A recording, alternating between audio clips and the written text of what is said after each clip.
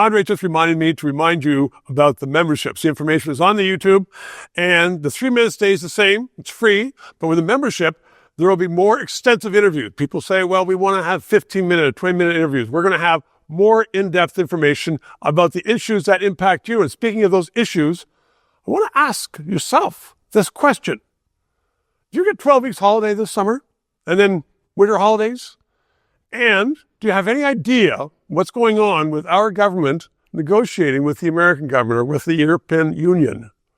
Very little information. And we live still in a parliamentary democracy. And we are not hearing anything. Our MPs came, they got elected, they're in Ottawa, 4 weeks, boom, they're gone till the middle of September. We're supposed to have deals by the middle of September. These matters should be debated, discussed in Parliament. So I'm asking you to phone your MP, write your MP, email your MP or other MPs and say, get back to work. They don't deserve to be off on the beaches all summer. I know they're doing constituency work and stuff like that, but they need to get to Ottawa.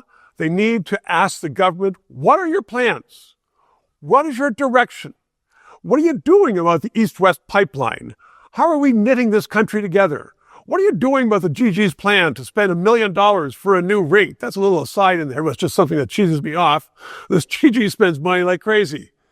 We don't have accountable government. And there are very few people in Canada who know where this government is going on probably the most essential question for Canada, for the next generation and for the past generation, is how are we going to deal with the tariffs? Are we just going to succumb to Trump? You know, we already know he's going to take us for whatever he can take us. Maybe we should have a different plan. Maybe we should start thinking about rebuilding plan in Canada.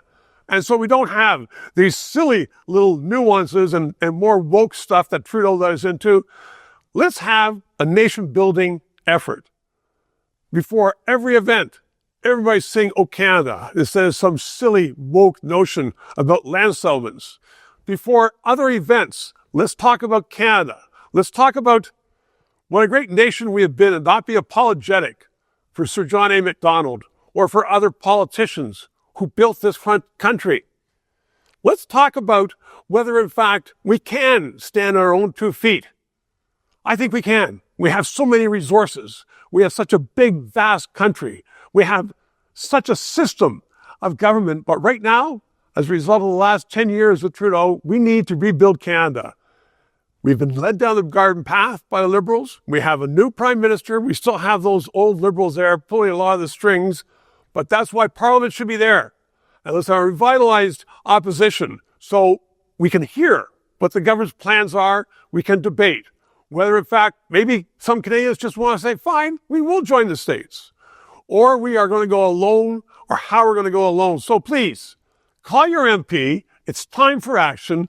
Get their heads out of the summer beach sand, and let's get rolling to build Canada. And thank you.